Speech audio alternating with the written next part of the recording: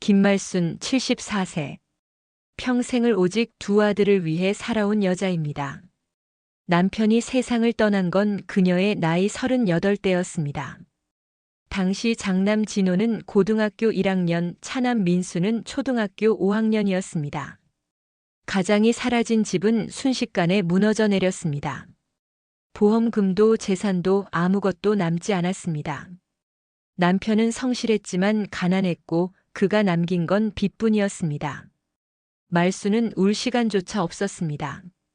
새벽 4시 그녀는 시장 노점에 나가 떡을 팔기 시작했습니다. 손은 겨울 찬바람에 갈라지고 여름 더위에 짓무르고 비 오는 날이면 온몸이 젖어도 그녀는 멈추지 않았습니다. 떡 한 판에 1,000원, 2,000원. 그렇게 모은 돈으로 두 아들을 키웠습니다. 진호는 공부를 잘했습니다. 말수는 아들이 대학에 가길 원했고 진호는 어머니의 기대를 저버리지 않았습니다. 서울의 한 사립대학 경영학과에 합격했습니다. 등록금은 또 다른 고통이었지만 말수는 이를 악물었습니다. 밤에는 식당에서 설거지를 하고 낮에는 떡을 팔았습니다. 그리고 민수는 형과 달랐습니다.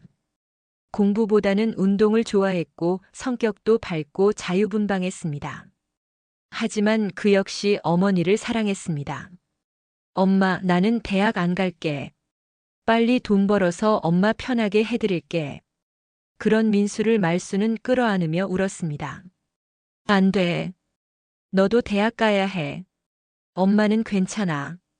결국 민수도 지방의 한 전문대학에 진학했습니다.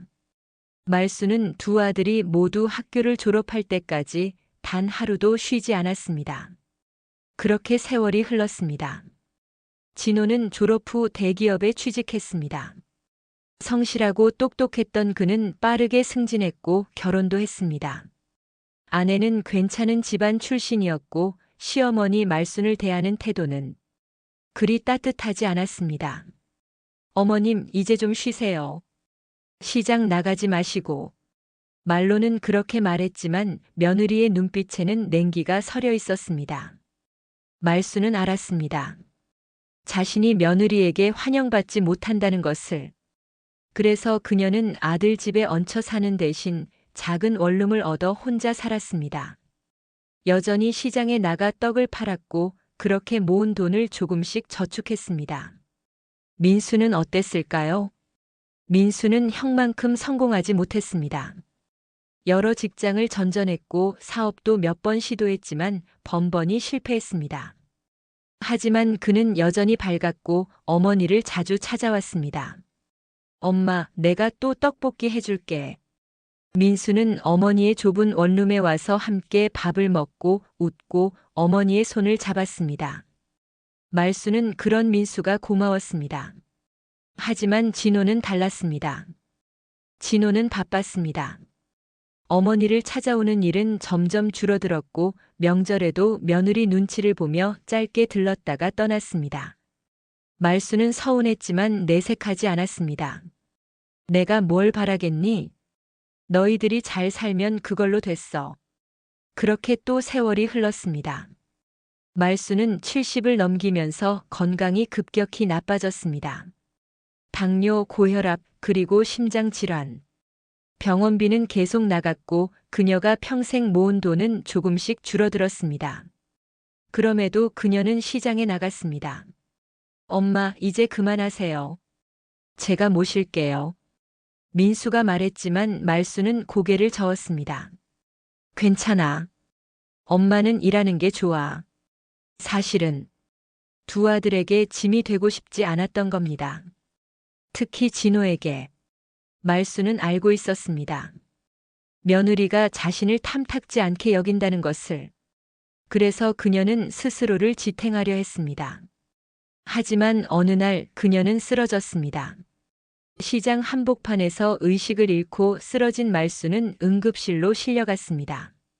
진단은 심근경색.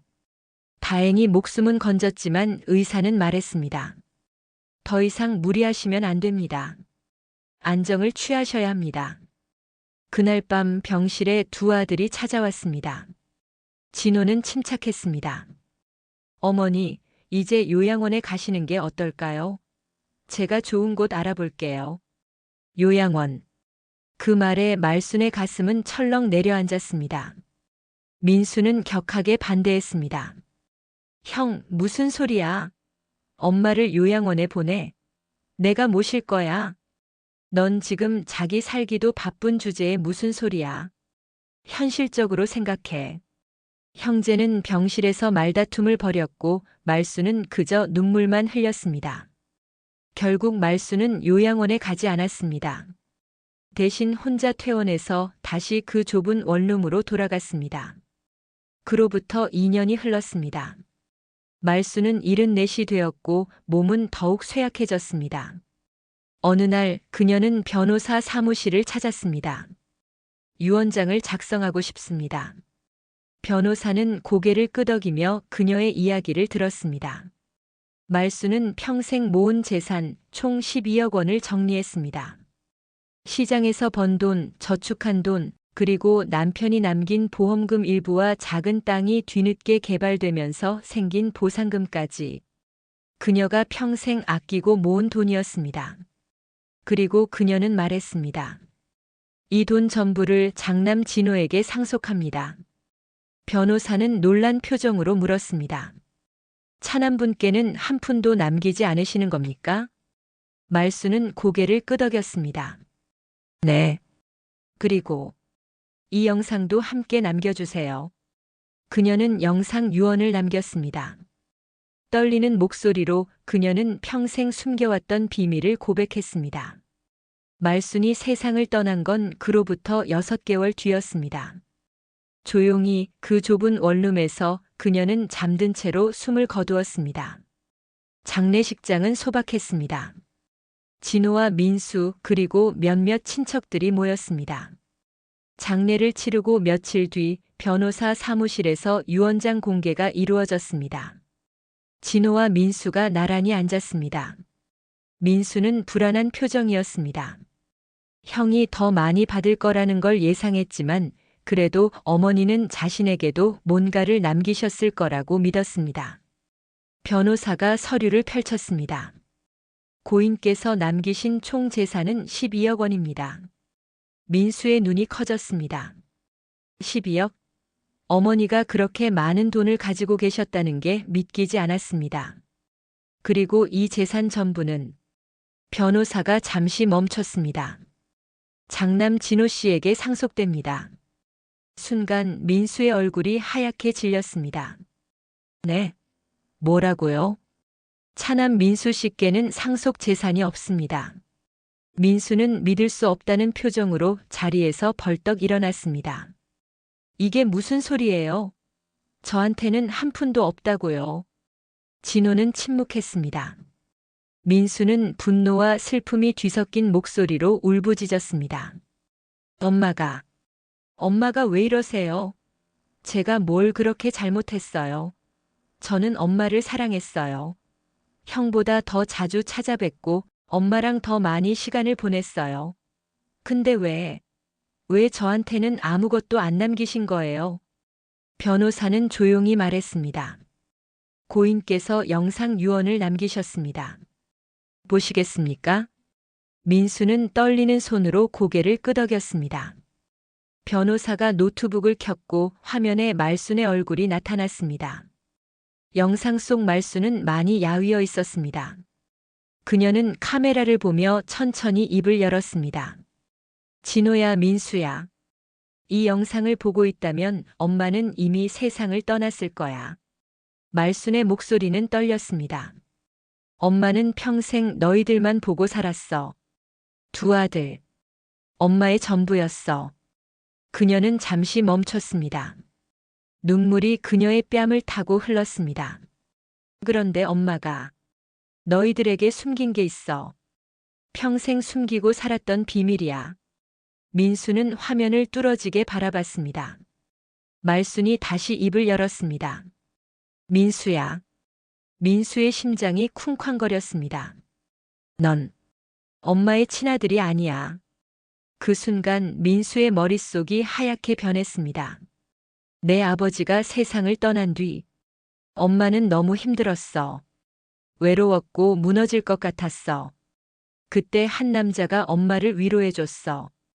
그 남자는 친절했고 따뜻했어. 엄마는 흔들렸어. 말수는 눈을 감았습니다. 그리고 그 결과로 내가 태어났단다. 민수는 숨을 쉴 수 없었습니다. 그 남자는 너를 책임지지 않았어. 떠나버렸어. 엄마는 혼자 너를 낳았고 아무에게도 말하지 않았어. 진호에게도 친척들에게도 내 아버지의 아들인 것처럼 키웠어. 말순의 목소리는 더욱 떨렸습니다. 미안해, 민수야. 엄마가 너무 미안해. 엄마는 내가 진짜 엄마의 아들이길 바랐어. 하지만 피는 거짓말을 하지 않더구나. 영상은 거기서 끝났습니다. 민수는 그 자리에 무너져 내렸습니다. 아, 아니야. 이게 무슨. 그는 울부짖었습니다. 평생을 어머니의 아들로 살았던 그가 사실은 남의 피를 받은 아이였다는 사실. 그것은 그의 정체성을 송두리째 흔들었습니다. 엄마, 엄마. 민수는 바닥에 주저앉아 오열했습니다. 진호는 여전히 침묵하고 있었습니다. 그런 형을 보며 민수는 떨리는 목소리로 물었습니다. 형, 형도 몰랐어? 진호는 천천히 고개를 들었습니다. 그리고 담담한 목소리로 말했습니다. 아니, 나는 알고 있었어. 민수는 얼어붙었습니다. 뭐? 라고? 진호는 조용히 말을 이었습니다. 나는 고등학교 때부터 알고 있었어. 엄마가 임신했을 때 나는 눈치챘어. 아빠가 돌아가신 지 1년이 넘었는데 엄마 배가 불러오는 걸 봤거든. 민수는 믿을 수 없다는 표정으로 형을 바라봤습니다. 나는 엄마를 원망했어. 아빠를 배신했다고 생각했어. 하지만 엄마가 너를 낳고 키우는 걸 보면서 나는 아무 말도 할 수 없었어. 진호는 눈을 감았습니다. 그리고 시간이 지나면서 나는 너를 동생으로 받아들였어. 피는 달라도 우리는 같은 엄마 밑에서 자랐으니까. 민수는 떨리는 목소리로 물었습니다. 그럼 왜 엄마는 나한테 아무것도 안 남기신 거야? 형은 알고 있었는데도 모른 척 해줬으니까? 그게 보상이야? 진호는 고개를 저었습니다. 나는 엄마한테 그런 걸 요구한 적 없어. 나도 이 유언장이 충격이야. 민수는 고개를 떨구었습니다. 엄마는 끝까지 날 남으로 본 거구나. 피가 다르니까. 진짜 아들이 아니니까. 그는 다시 오열했습니다. 장례식 날. 민수는 멍한 표정으로 어머니의 영정 앞에 앉아 있었습니다. 친척들은 그를 이상하게 쳐다봤습니다. 유언장 이야기가 새어나가면서 민수가 말순의 친아들이 아니라는 소문이 퍼졌기 때문입니다. 그러니까 그 애는 누구 자식이래? 모르지. 말순 씨가 바람을 피웠나 봐. 어머, 그럼 그 애는 사생아잖아. 민수는 그 모든 말을 들었습니다. 하지만 그는 아무 반응도 하지 않았습니다. 그저 어머니의 영정만 바라봤습니다. 진호는 민수의 어깨에 손을 올렸습니다. 민수야, 괜찮아? 민수는 대답하지 않았습니다. 장례식이 끝나고 사람들이 떠난 뒤 민수는 혼자 어머니의 유품을 정리하기 시작했습니다. 낡은 옷, 낡은 신발, 그리고 낡은 가구들. 어머니는 평생 가난하게 살았습니다. 12억이라는 돈을 가지고 있었으면서도 그녀는 단 한 번도 자신을 위해 쓰지 않았습니다. 민수는 서랍을 뒤지다가 오래된 성경책 한 권을 발견했습니다. 어머니가 평생 읽던 성경책. 그는 무심코 책을 펼쳤습니다.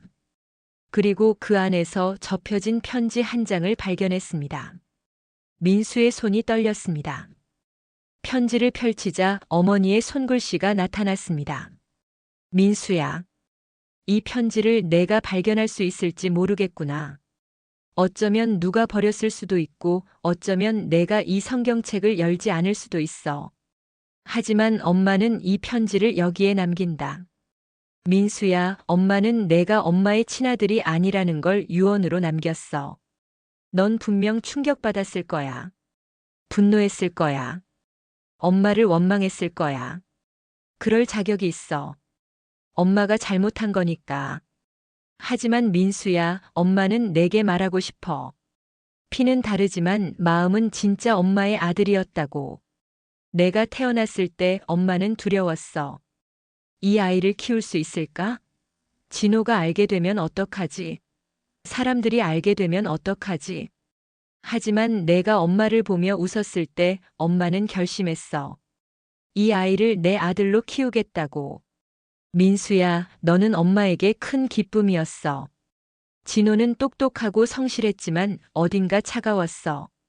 엄마를 사랑하긴 했지만 그 사랑은 의무 같았어. 하지만 너는 달랐어. 너는 엄마를 진심으로 사랑해줬어. 엄마의 손을 잡아줬고, 엄마와 함께 웃어줬고, 엄마를 따뜻하게 안아줬어. 그게 얼마나 큰 위로였는지 너는 모를 거야. 민수야, 엄마가 재산을 진호에게만 남긴 건 너를 미워해서가 아니야. 엄마는 내가 그 돈 때문에 상처받을까봐 두려웠어. 사람들이 사생아가 재산을 받았다고 수군거릴까봐 두려웠어. 그리고 진호에게는 빚이 있었어. 진호는 어릴 때부터 엄마의 비밀을 알면서도 너를 동생으로 받아들여줬어. 그 아이가 얼마나 힘들었을지 엄마는 알아. 그래서 엄마는 그 아이에게 재산을 남긴 거야. 하지만 민수야, 엄마가 내게 남긴 건 돈이 아니야. 엄마가 내게 남긴 건 엄마의 전부였던 사랑이야. 엄마는 내가 태어난 순간부터 죽는 순간까지 너를 사랑했어. 피가 다르다는 건 중요하지 않았어. 너는 엄마의 진짜 아들이었어. 민수야, 부디 행복하렴. 엄마의 사랑을 기억하며 살아주렴. 그리고 내 형을 미워하지 말아라. 그 아이도 너만큼이나 힘들었을 테니까. 사랑한다, 민수야. 엄마가 편지를 다 읽은 민수는 그 자리에 무릎을 꿇고 울었습니다. 엄마, 엄마. 그는 편지를 가슴에 안고 오열했습니다. 엄마, 저는 그 한마디면 됐어요. 재산 따위는 중요하지 않았습니다. 그가 원했던 건 어머니의 사랑이었습니다. 그리고 그 사랑은 지금 그의 손에 있었습니다. 민수는 성경책을 꼭 껴안고 한참을 울었습니다. 며칠 뒤, 민수는 진호를 찾아갔습니다. 진호는 민수를 조용히 맞이했습니다. 형. 민수는 말했습니다. 유산 형이 가져. 진호는 고개를 저었습니다. 민수야, 나는. 아니야, 형. 엄마의 뜻이니까. 그리고 민수는 잠시 멈췄습니다. 나는 이미 엄마한테 받은 게 있어. 충분히.